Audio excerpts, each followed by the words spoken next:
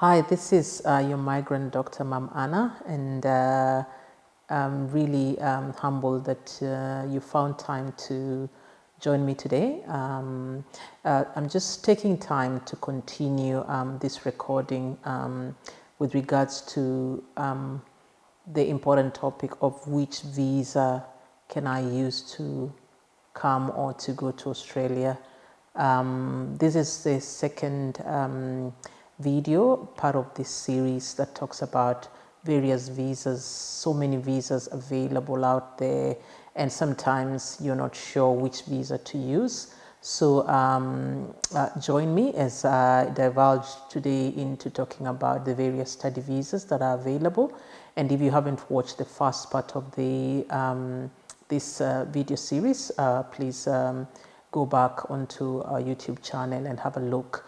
And we are mainly speaking about tourist visas in the other video. So there are various study options. So study visas basically allows you to come into Australia to study, to train, or even sometimes to accompany a minor who's coming out to study. They are generally available to anyone that's above 6 years of age, and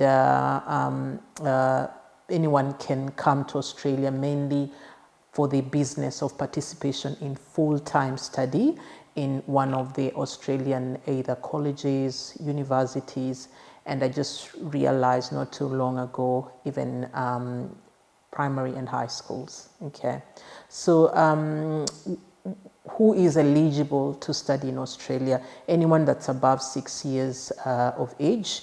And obviously, this visa allows you, or gives you, the length of you staying in Australia is basically similar to the length of the study that you're coming to do. So if you're coming for a nursing degree, that's 3 years, your visa will most be around 3 years duration.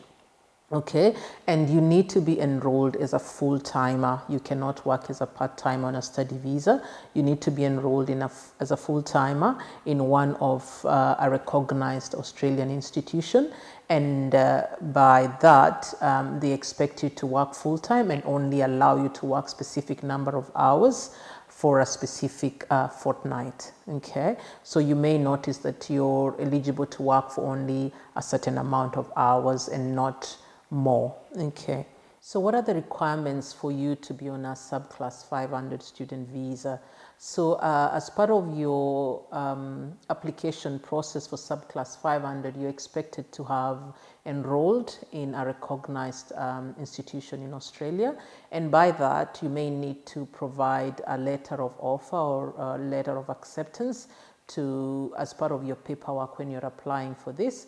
You also need to have what we call or hold an overseas student health cover, and that health cover is basically a health cover that's going to allow you to get treatment while you're in Australia. And I guess this is just to cushion you because healthcare can be quite expensive out here, and obviously as a student it's good to, you are expected, it's not even good, you are expected to actually have this health insurance in place even before you apply for your visa. If someone is coming in as a student who's less than 18 years, you need to have what they call nominate a student guardian, or you need to have like what they call a welfare arrangement. By this, it's basically that you nominate a guardian that's going to stay with you while you undertake your business, which is studying, up to the age of 18 years. Once you're above 18 years of age, then obviously you can get onto a student visa on your own. The other thing is with a student visa, the good thing is you can bring your family as well. You can bring your immediate family unit with you to Australia, and you can apply online. Normally you can apply online using your EMI account, and you can apply whether you're onshore or offshore, either you're within Australia or you're outside Australia. So by and large, a student visa will allow you to travel with your immediate family to come to Australia to undertake a particular study in an Australian institution, and there are a few requirements that you need to meet before applying for this visa. The second study visa is a subclass 590, which is a student guardian visa. Like I already mentioned, that someone can get a student visa when they are more than 6 years, and that means anyone between 6 years and 18 years would need to have a welfare arrangement. And by a welfare arrangement, as I've already explained, is you need to have someone who's an adult to stay with you during the length of your study up until when you turn more than 18 years. And at this point is when now the person that's accompanying you needs to apply for a subclass 590, which will provide support to a child who holds a student visa. Okay, and the cost is usually about Australian dollars 630. So if you're a minor that's applying for a student visa, or you've been granted a student visa, obviously that needs to go hand in hand with subclass 590, which is a student guardian visa. The last visa that I came across was subclass 407, which is a training visa. And to be honest, I'd never heard about this visa before, or particularly I haven't really met somebody that has such a visa. But it basically is a visa that allows one to take part in like a work-based occupational training activity.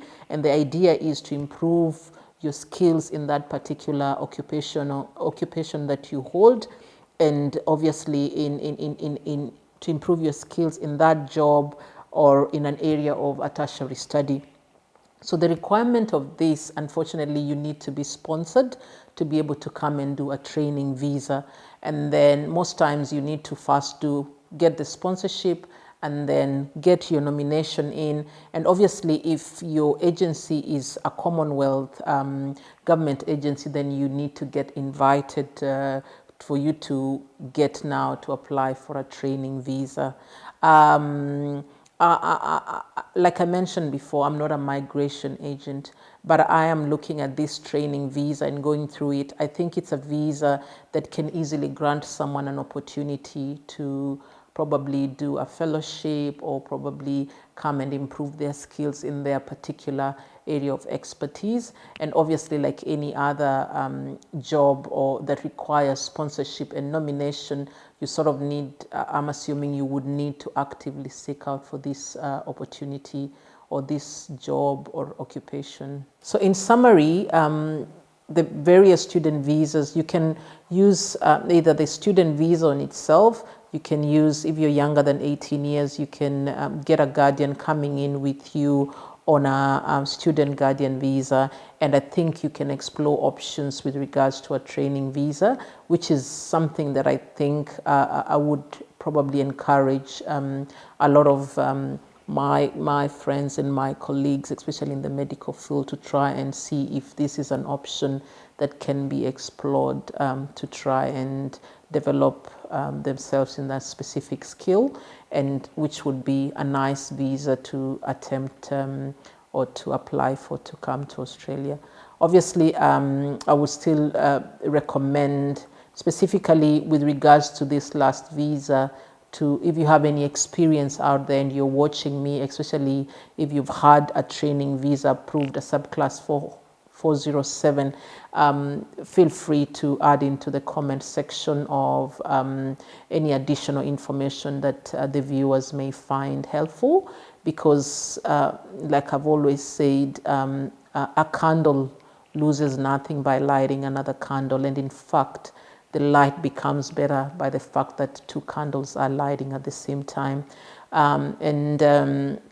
Let's just come together and try to provide this knowledge and this information to anybody that may be needing it out there and they don't know how to go about it. And that's what Migrant Dr. Mum is all about, trying to bridge and provide that information that may be lacking, and just to show that you can actually do it if you intend to do it and your heart is set out to do it.